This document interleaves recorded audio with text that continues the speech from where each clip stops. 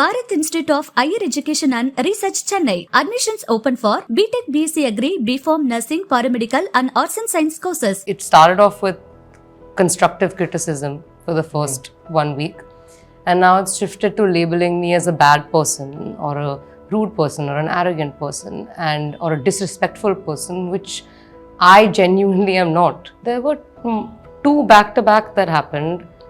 One was with calling Aditi a schoolgirl, and one was calling Sanjeeda an outsider, neither of which I meant. I just wish that it was conveyed to an audience that the reason why she's talking like this is because it's a roast. Which one was the roast? The Aditi schoolgirl. That was it was supposed to be a roast. Yeah. I don't think that the whole world can cut as many videos and circle as many faces as they need to circle, because I know my equation with Richa, I know my equation with Sanjeeda, I know my equation with Aditi, and they know their equation with me, and we have been very close. Richa really vocally spoke out and said that she said the words, these interviews are being taken out of context. There was no headline that I saw even after Richa posted this saying the interviews are taken out of context, Richa Chadda says. Not one headline said that.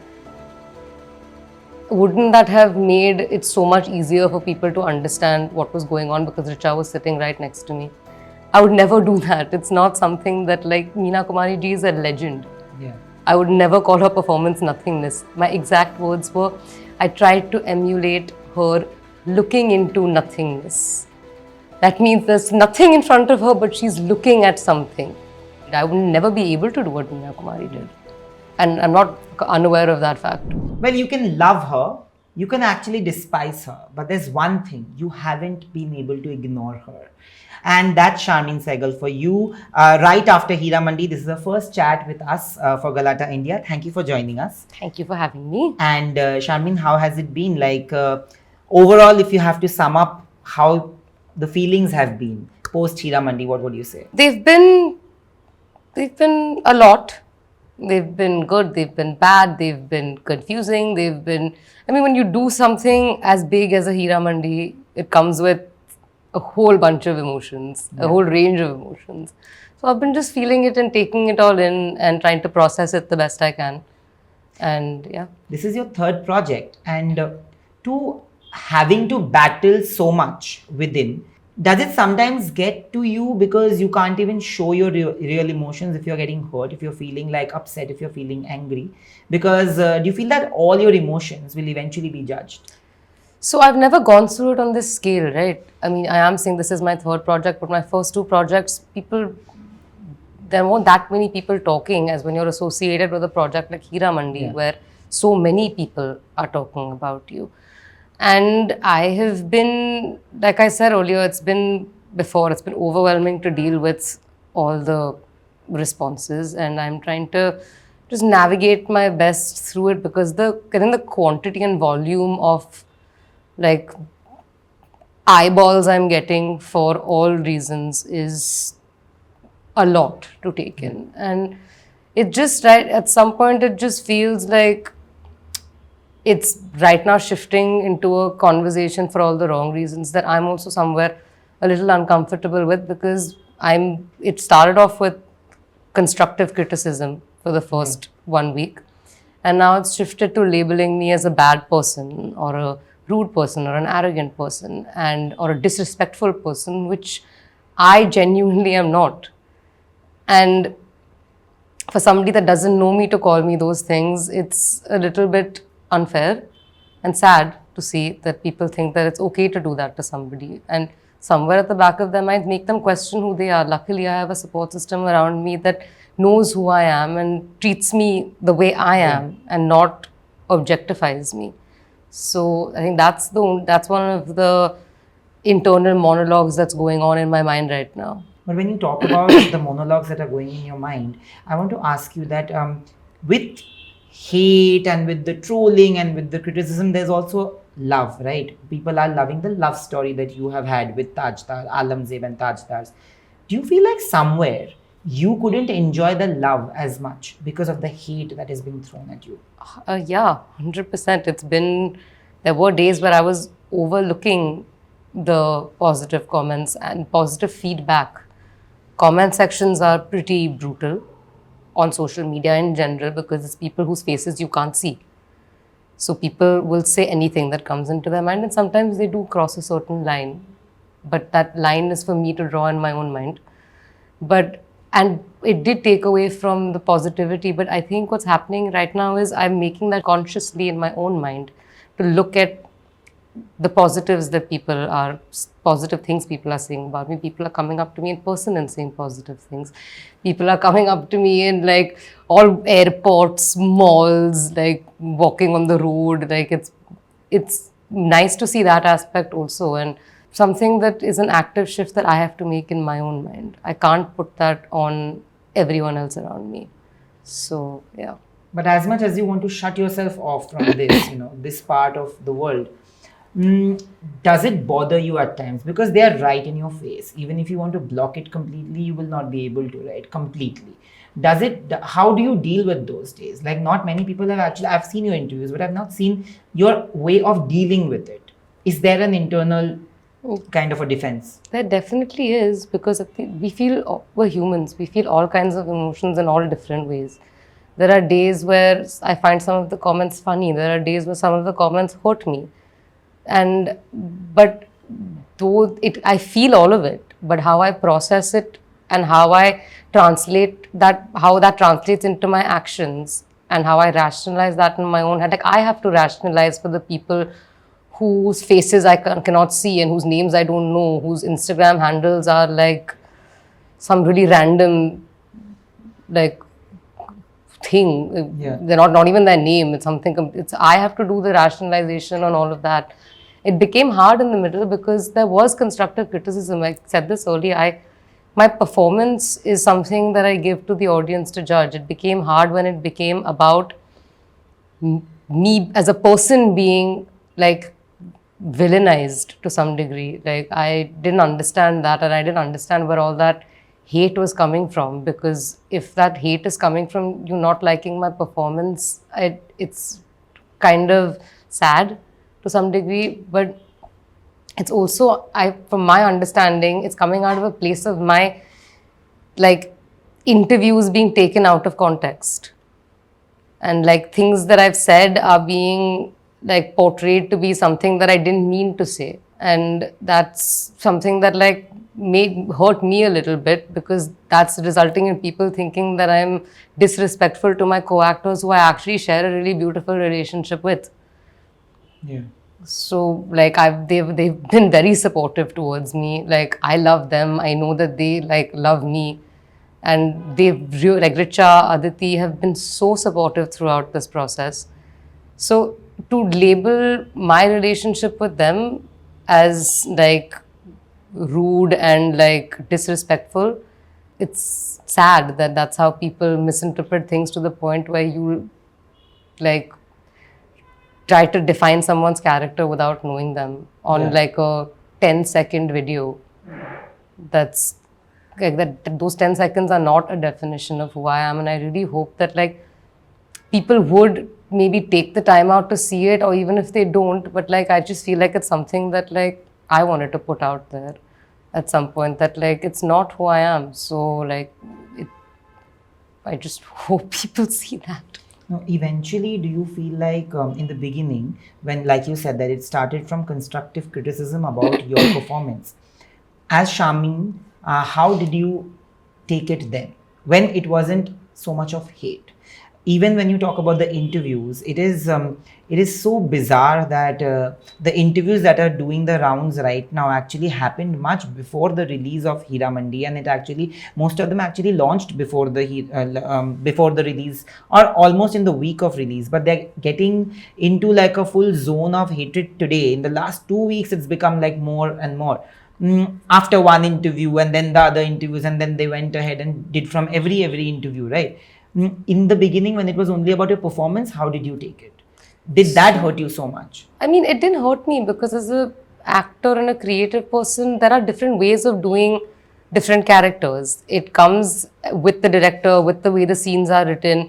So there are other interpretations to Alamzeb's character, but that it has to be supported by the entire creative team, right, who's creating something. Was our interpretation of it, and we put it out there. And there are always ways to better yourself as a creative person. I'll never look at my performance and say that, oh my God, I couldn't have done it better. Of course, I could have done it better. But I'm not happy with what I have done. Yeah. So to balance out those two things of taking, that's where constructive criticism helps. Because I will balance out what I can do and how I interpret it and how an audience responds to it. Now, hopefully, I'll be able to carry that on in future projects and things like that. So, yeah, that's how I reacted to the constructive criticism that I got. But yeah, people did pick up these interviews. I mean, they decided to label me as disrespectful and rude much after these interviews actually came out. So I didn't even notice that. Like you've pointed it out because we did one interview with you. I interviewed you last month. And I think in the last 1 week is what I'm getting. And you should be happy about it, at least that in that interview, they're calling me the mean person and said that, oh, he deserves it. He deserves it. I will send you those videos because I've seen so many and it's okay. Like, see, I just feel like, at least in my case, I would be honest because that's what happened in my interview. So I have the better understanding of it. I can't speak of other interviews. They'll speak about it. But in my interview, it was a very friendly conversation where we were having a joke where we were saying that, oh, I hope that he shoots it on a level where nobody else in the business shoots it like that. And I love the world so much that I hope that I'm a fly on the wall. Not literally meaning that I am a fly on the wall. I also know that Bhansali sir would never let anybody be on the set because he's private about how he shoots. It's only his team. And you just pointed it out saying that, but he won't let you be there. But there's a lot of... Not let you be there. He won't let a fly... No, he won't let a fly be on the wall in the frame. Oh! That is literally what I meant. Oh my goodness, it's a revelation. Even I thought that, okay, Bhansali sir bolte hai ki... You thought of it as a joke. Yeah, but that's exactly what it was supposed to be. So you understood the tonality. Sometimes when an audience, a viewer is watching, you lose the tonality of what is being said. I literally meant it as Sanjay sir wouldn't let you a fly. Like you said, I want to be a fly. Wouldn't let you be there. Like it's weird. These interviews really get taken completely out of context. And sometimes I've said something and that's been taken out of context. Sometimes what happens is I haven't said something and they've turned it around and made it into something else. Like I've gone through a spectrum of out of context things right now. So it's like most recently there was Nothingness that is making the rounds. And I would have never in my life called Meena Kumari's performance in Pakeezah Nothingness. I would never do that. It's not something that like Meena Kumari ji is a legend. Yeah. I would never call her performance Nothingness. My exact words were, I tried to emulate her looking into nothingness. That means there's nothing in front of her, but she's looking at something. That is what I tried to say. I would never say that, but the headlines that were making the rounds at that point now actually were Sharmin Segal talks about emulating Meena Kumari's Nothingness performance in Pakeezah. I mean, I would never say that. And then when 15 news outlets put out articles like that, it makes me seem like, even I'm not comparing myself to Meena Kumari. I'm just pointing out where I got some kind of inspiration from, which we get inspiration from everywhere, all around us. Sometimes like my friends give me inspiration. The weather gives me inspiration. Like music gives me inspiration. That music has also been created by an artist. So like it was just inspiration. I would never compare. I would never say that I did what Meena Kumari did. I would never be able to do what Meena Kumari did. And I'm not unaware of that fact. You know, everybody has a different way of dealing with difficult days, especially emotionally. Have there been days in these 2-3 weeks where you've been through something similar or traumatic, where you've had to like cry yourself to sleep? No, not cry myself to sleep. I have a very good friend circle and a very good familial support system who like have really, they have multiple times, they know who I am as a person. They know I'm not a rude, arrogant, entitled, like brash, disrespectful person. They know that. So that environment keeps me believing and stops that what is being triggered or that roles try to trigger is, am I really this person? is it how it's being is how this is being portrayed? Is that really how I am? Because that's not what I tried to, that's not what I meant. So what this support system does, it stops the back. You don't live with your parents, do you? No. Yeah, But my mom so is here at she's this point. visiting. Yes. You don't live with them. So that's another, that's why I say support system, that's your family. Like, Absolutely. so I have that, luckily enough. Like, I'm very sympathetic to the fact that you don't live with them. Because maybe that, having those kind of people around you really helps. Absolutely. Who know you. Yeah, as a and person. the problem is there's a difference between having them virtually. They're all available, Yeah, no, but to have that, I know that. I know what you mean. Among all the things that are going on and on, some are funny, some are not. Some are like straight away mean. Which is it that actually really bothered you as a person? There were two back-to-back that happened. One was with calling Aditi a schoolgirl, and one was calling Sanjeeda an outsider, neither of which I meant.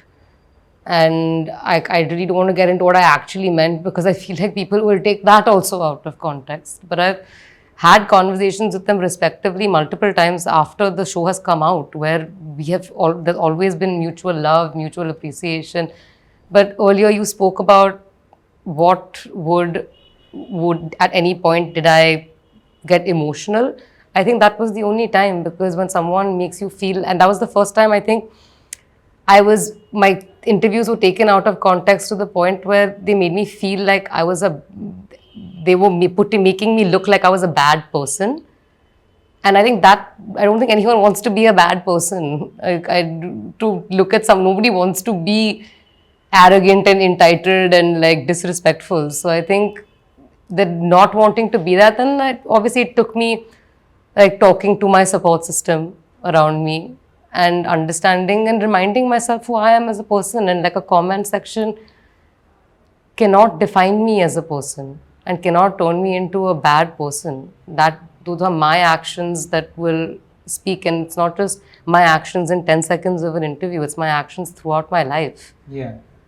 But does it also make you happy at least that the people who they feel you are being disrespectful to, most of them have actually come out in support of you, and in different interviews when they have been asked about the trolling that you've had to face, all of them actually have come out in support of you and spoken about how terrible it is to troll somebody on the basis of their personality.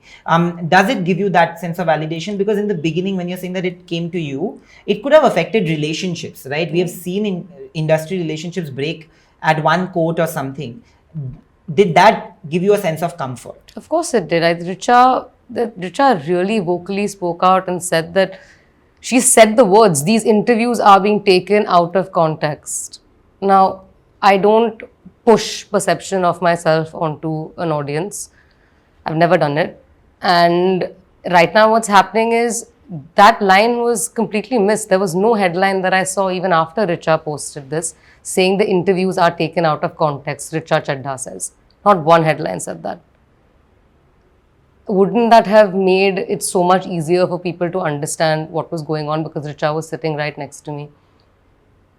But what happens in this world is, I think negativity somewhere gets a lot more traction than positive. Exactly what you spoke about earlier. Yeah. When you tend to look over the positives. And I read some article about how it's become an algorithm where you get more clicks and you get more likes, and that's what takes over after a certain point.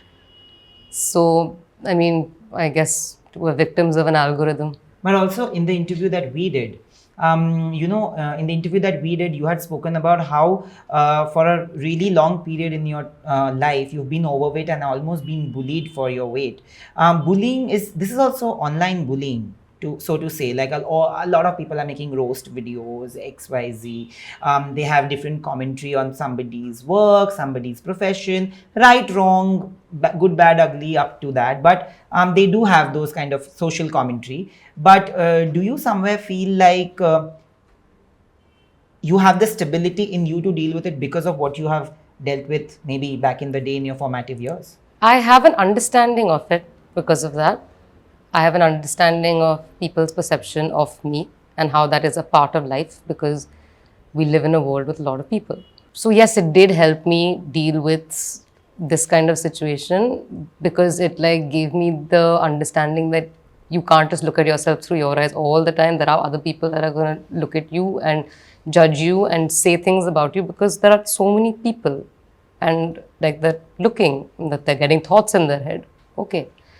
But it's the scale is different. When I'm in school getting bullied, there's 10 people bullying me and they know me. I spend every day with them in school. I know their names. I know their parents' names. I know their sisters and brothers and like they are my classmates. It's very different when people who you don't know on this scale. It's 1,000 is a small number as compared to what I've seen on social media. So it's 10 people versus like lakhs and lakhs of people who are, and that volume is a bit intimidating. But that being said, I like it has definitely taught me how to be a stronger person, and your perception of yourself is important. Other people will say what they have to say. You can't control someone else's thoughts, but you can control your own and how you perceive yourself. And I think that's very important that to have, and that's what I think is the definition of strength. But in anger, in desperation, in almost like emotional duress, sometimes we tend to react very hastily. Like we rush into things. Did you ever feel like when you saw something that you felt like responding to them or reaching out to them saying that, what you're doing is probably not what you should be doing? I did, but in my life I've learned, not just in these kinds of situations, in all kinds of situations, you have to take time with everything. Sometimes reactions are like the worst thing you can do because you haven't gotten the whole picture yet. I'm responding to, and also not responding to one person. How do I respond to like thousands of people or like hundreds of people or like I don't even respond to the love like that. It's to that, the volume of like eyeballs it's too much for me to sit and want to respond to everyone, and I can't justify my act. The only person I can justify my actions to is myself and try and better myself all the time from there. From what I think is morally correct and morally not correct. It's not about good acting or bad acting at this point. That is something I always want to try and work on and keep doing better. I don't think I'm very good at like getting up and saying that, oh, I did this amazingly and I couldn't have done it better. I can't say that because that is what I am giving to an audience, and I can always do better myself throughout my life, throughout my career. But as a person, we're learning and making mistakes every day. But that doesn't mean that we become bad people. Yeah. And there's a certain amount of like acceptance you have to have in your mind when you understand your own morality, and it keeps changing. I have an equation with my co-actors, and that's something I know and they know. Yeah. I don't think that the whole world can cut as many videos and circle as many faces as they need to circle, because I know my equation with Richa, I know my equation with Sanjeeda, I know my equation with Aditi, and they know their equation with me, and we have been very close.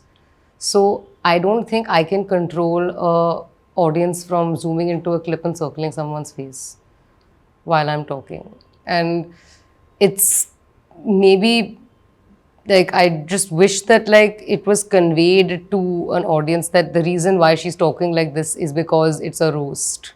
Which one was the roast? The Aditi schoolgirl. That was It was supposed to be a roast. It was literally supposed to be a roast. We were told it's a roast. Roast each other. Roasted each other. Richa's roasting me. But maybe now I've learned that I can't just 100% roast because people might not understand. So when someone says roast, they actually mean just be nice and finish the interview and go home. Do you feel that all this has actually forced you to put up your guards? Yeah, I mean, to some degree, I would want to keep my guard up because I don't want to give people the opportunity to paint me to be a person that I'm not. Like, I don't want to give that much of myself to anyone at this point, especially people who don't know me and who I'll never meet in my life. So I don't want to like give that much of myself to someone to make me I want to give my work to people. And yeah, then if that does require me to like put a guard up a little bit, or maybe like think 10 times before I say something, it's something that I'm willing to like accept and move on. I guess it's a learning journey also that I've gone throughout this entire, like, the last 1 month of understanding how to be as somebody that's gotten that has a lot of attention. So yeah, definitely put my guard up a little bit. I do believe that being your authentic self is very important, but there is there is a boundary that I have to draw, and that's on me and how much like I'll rationalize that out, because people do not take the time out to understand someone's authentic self. The world moves too fast. Yeah, that's true. But when you talk about your co-stars, are you in regular touch with them? Did you ever fear that what if, when we were doing these interviews, when we were also doing these interviews, none of us could fathom that it would be turned into something like this. To be very honest, I didn't understand about me. Like, I feel like anybody could have taken offense to the things that were done, especially the people who were claiming that you were being disrespectful to certain people. At any point, did you have that fear that what if my friendship with these people get affected? Did you reach out to them? Did they reach out to you? I mean, that is the sad part, right? Because people are choosing to focus on something that would get them, that sounds more like gossip, rather than even going out and rather than focusing on the good things that they're saying, we're just highlighting the negative things. And that is the sad part, that like, even though someone is standing up and saying she's not like that, she's actually a really nice person and like working with her was great, people are not interested in talking about that. And it's very sad, but I'm very grateful to my co-actors for being able to have the courage to go out and stand up for me in a world where everyone will take any opportunity to like get back at them, maybe, I don't even know. So I'm very grateful to them. And yeah, they've been checking on me quite a bit. Like, Yeah. Richa literally messages me every alternate day, and her and Aditi have been serious support systems towards me in this entire process. Like, they've really checked in on me, they've also probably been through things like this in their life. But most people just choose not to talk about it. It's just better because people will forget about this. There will be a point where people will move on from Heeramandi. And at that point, so people just don't go out and talk about it. But it's not something that should be a norm, where people don't talk about how people are getting like character assassinated by comment sections on Instagram. No, like, people don't talk about that. Yeah. So it's like, it's very disheartening to see. But I guess at some point, you have to accept that that's not going to change. Social media is not changing. The way social media works, where people with no names can say whatever they want to say, no faces can say whatever they want to say, that's not changing. Yeah. But you weren't prepared for this. When you saw the videos, did you somewhere as a neutral audience feel that, you were coming across as a little brash in those videos, especially the ones which have gone out right now with those edited clips and stuff? And what do you think would stop that? But as I said earlier, it works in a way where I can't control how a person edits a video. I can't control what they zoom into. I can't control I've scratched my nose and people are talking about me picking my nose. I can't control these things. So, and one way to deal with it is, what I've realized is, like, it's unfortunate, but keep your guard up as much as you can keep it up. Because there isn't any other way. The way people work is not changing, because there's no accountability for anything on social media these days. Other than the people that are on the spotlight, they are accountable for everything under the sun. Yeah. So it's okay. There are ways to maneuver around it. Strong support system. It's so surprising that you're saying that they're painting a picture of you as being this brash, bad child. and you're being judged for it online, right?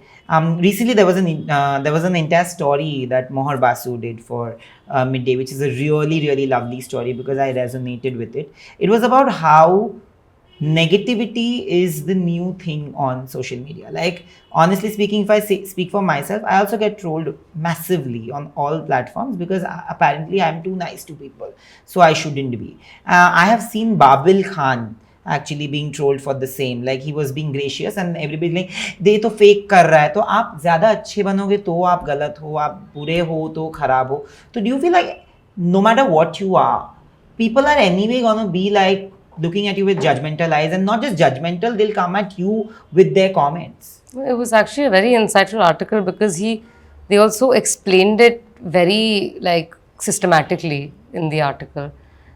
I fully agree with the fact that negativity has become an algorithm. Yeah. We are basically victims of an algorithm, part of people getting more likes, more hits, more like views, and it's kind of sad. So it's put in a way where you can't. This is what I said earlier also to you about not being able to be your 100% authentic self, because every aspect of a person's being can be criticized on social media. And for some reason, right now, being negative towards people in any context, even if people are being nice, people are being negative towards them.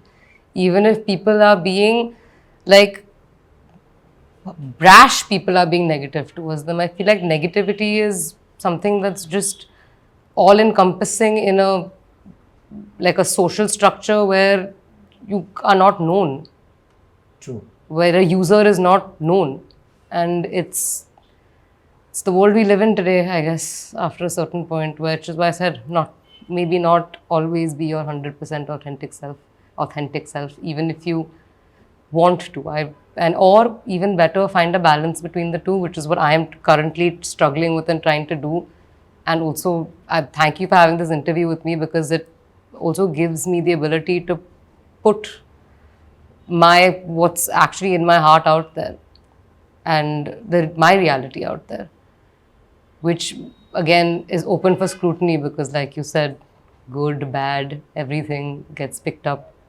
When there are so many noises, did you reach out to anybody in particular, especially in the family, especially like among your friends? My sister and my friends, for sure. My friends have been very, very supportive. I have a nice group of friends who have seen the show, have spoken to me about it. And yeah. And what was their advice to you? Their advice to me was more about them not treating me any differently. What we don't understand is what people are doing by creating headlines about somebody and calling them a bad, rude, arrogant person, because what happens is it shows up in the comments section, and then media outlets pick it up, like not one, like 15 media outlets pick it up and make it headline news. They make the comments headline news. And Sharmin Segal rude, Sharmin Segal disrespect is being called disrespectful. By who, we don't know. We open the article, then we see netizens call Sharmin Segal disrespectful. My friends didn't treat me any differently after that because they know who I am, and I think that was the best feedback and my family, I think that was the best feedback I could get from them. By them treating me the same way, what this can do is skew someone's perception of people in their lives. Like, what if my friends start thinking I'm a bad person? What if my family starts questioning just because the sheer volume of people talking about this? And that's how media works. Yeah. You can create a personality, you can shape someone's behavior, you can shape someone's entire character, Sharmin's character, by comments and like headlines. And the fact that my family and friends have stayed true to the Sharmin that they know and not the Sharmin that they're reading about, where the perception is being created, that I think for me was the best kind of validation or feedback that they could give me. And I really appreciate that, because if I didn't have that, I think this could take a toll on my perception of myself, of society's perception of me, and that's really unfair and sad. But do you think it has not taken a toll at all? It's just disheartening a little bit that like it's difficult to communicate to people whose faces and names you don't know, that you're not a bad person. Yeah. It's like, it's one thing to talk about, it's not good either to talk about people's appearance or like call people dumb. That's not great either. That's also a very like, it's literally trolling people for Absolutely. being those are not great things either. But just to call someone a bad person, it's sad for things that are completely taken out of context, that other people have come and spoken about and said they've been taken out of context. Now, after a certain point, I think continuing to justify it is only, I don't know if it'll even result in a change, but I hope that people understand that like there is a certain amount of social responsibility that people have towards like character assassinating people. Yeah. You know, when you look back at Heeramandi, when you watch the entire season, what is it that you think you could have done differently, which you are gonna use when you prepare for Heeramandi 2 because it's been renewed for a second season? As an actor? Yes, absolutely. Oh. Any of the scenes that you looked at and felt like maybe I could have done it differently, and how differently would it be if you do it this time? I mean, the character was written on paper. The character was written this way. So for me, I have to align with the director and the writer. If a director tells me to do something, I am not a super seasoned senior actor who can say, nahi, mujhe aise nahi karna hai, mujhe waise karna hai. And my director is Leela Bhansali, Sanjay sir. If I'm being told, if I've been given something on paper by a writer or a director, it's my job to execute it. And we all have to be aligned at the end of the day. I give my inputs and what I bring to the table as an actor, but we have to be aligned. So I always say this, that it's a creative process. There are different ways to do it. There are different interpretations of it. You can always better yourself.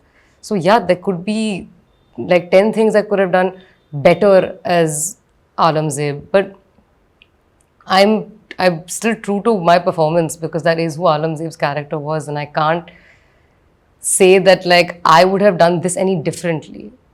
Given another chance, I think I might interpret the character more differently in hindsight because there is feedback now at this point. And that's what I'm asking. And maybe do it a little differently, but again, I have to be aligned with the writers and the director. If I get a scene written a certain way where I don't have a dialogue, for example, I'll play that scene the way it's written. And that's exactly how I interpreted Alamzeb's character and played it that way. And you know, there's always scope for improvement. I believe that you, as a creative person, you cannot be content with yourself. So I just like, the character has been played, the audience has given their feedback. To go back and say that I played differently, there are always different interpretations. So I probably wouldn't play Alamzeb's character any differently. Season 2, I don't know how Alamzeb's character will be written. I don't know the graph. I hope that what I will do is eventually not just play love story characters, which is what I've been doing for my entire career, which is why 3 movies that I've done, but which is why it maybe seems a certain way. But now that, from what I've read about the whole premise is that they're now entering a different world, which is Bollywood, which is basically the film world. That's what we have read about Heeramandi too. I have not read. This is the thing that has come from the team. I have not read any of this. जब तक मुझे script नहीं मिलेगा, I can't say anything. Literally, I don't know what to say. But when do you think that you guys are gonna go on floors? Has there been a plan or a discussion on that? I'm the actor. I don't know anything. We are literally the last people to know anything. But you have to give your dates. I mean, yeah, but like if Sanjay sir comes to you and says, "Ke this is what we have to do," who's going to say, "No, मेरे पास dates नहीं है." That's also true. Like, that's also true. And that too, I don't have the ability to say that. Like, I'm like a completely like, I'm not some senior actor who can say, "Ki nahi, मेरे पास dates नहीं है." Sir, sorry. We're the last people to know anything. But finally, जाते जाते मैं सिर्फ ये पूछूंगा कि आलमज़ेब के कैरेक्टर के अलावा, which is that one character that you could relate to or you felt the most for in Heeramandi, and why? Lajjo. 100%. Her story is just, it's quite beautiful. That level of like belief in your love, in your own understanding of love, whether it's reciprocated or not.